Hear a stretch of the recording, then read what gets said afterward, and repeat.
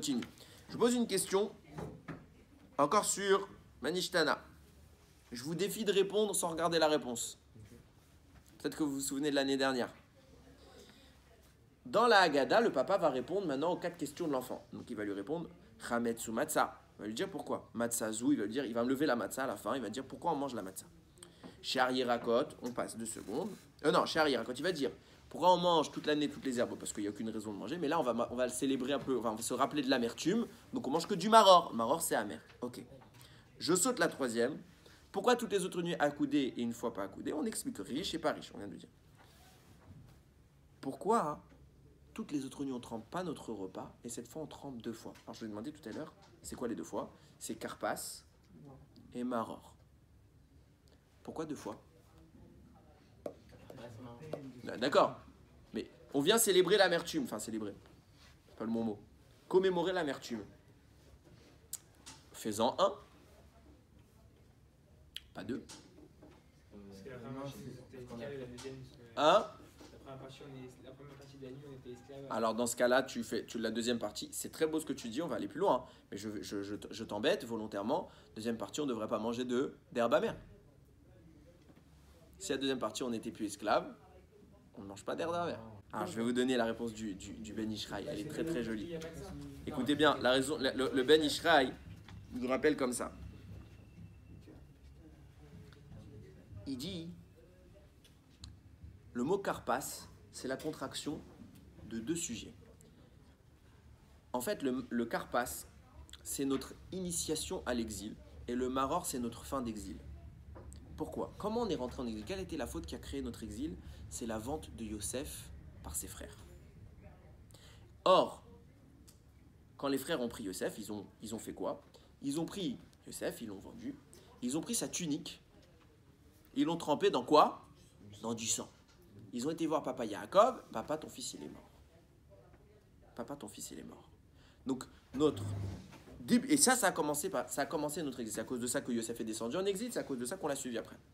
Première entrée en exil, ça s'est fait par quoi? On a trempé la tunique de Yosef et on l'a vendue. Pour ça nous dit le Ben Ishraï, tu prends la vente, le mot vente, c'est se dit mecher, même kafresh. Et on a vendu, et à la fin on a fait quoi? On a trempé quoi? La kétonnette passim. La tunique de Yosef. Passim, c'est P, sa mère, Yud, Mem. Tu prends les 2 dernières lettres de Mecher, ça fait Kafresh. Tu prends les 2 premières lettres de Passim, P, sa mère, ça fait Karpas. Pourquoi on fait ça? Pourquoi on commence par le Karpas? Pour rappeler que notre entrée en exil s'est faite par la vente de Yosef. Avec une précision, Karpas intervient avant Magid, avant le récit de l'exil, parce que c'est ce qui a commencé, c'est avant qu'on entre en exil.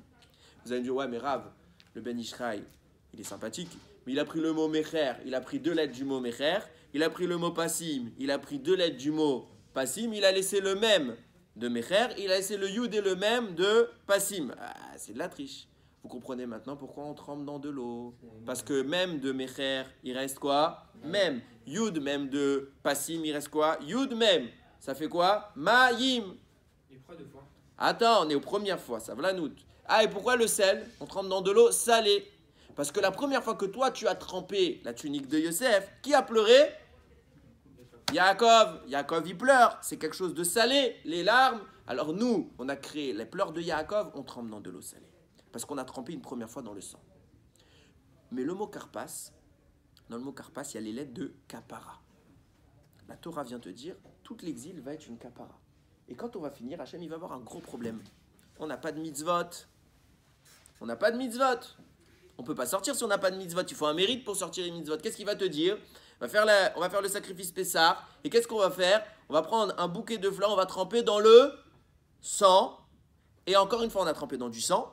La première fois, on a trempé dans le sang pour Yosef. On avait sacrifié un animal, on a pris un animal, on l'a trempé dans le sang pour vendre Yosef. La deuxième fois, on va tremper dans le sang. Pourquoi cette fois? Pour mettre sur les linteaux des murs. Et grâce à ça, on va être libéré. La première fois, on a trempé dans le sang pour rentrer en exil. La deuxième fois, on a trempé dans le sang pour sortir d'exil.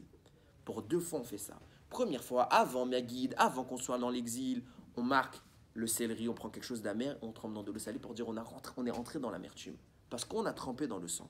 Deuxième fois, on va retremper quelque chose d'amer, le maror, mais cette fois dans quoi? Dans le charoset. Et Ramim te dit, le charoset, quand tu vois, c'est fait quoi? C'est sucré pour te dire. C'est vrai que le maror, ça symbolise l'amertume, mais à la fin de notre exil, puisqu'il est venu le maror en symbole de la deuxième fois, on a trempé le sang, alors il doit être un peu sucré, parce que c'est la fin. On commence à voir enfin le bout du tunnel. Un peu de lumière. On va sortir. Première fois, c'est pour l'entrée, deuxième fois, c'est pour la sortie. Et encore une fois, ce que je vous dis, c'est pas écrit dans la Haggadah. C'est à nous de chercher, les garçons. C'est à nous d'avoir nos pirouchim. On doit innover dans la Haggadah. On doit de plus en plus trouver des secrets qui ne sont pas nécessairement écrits.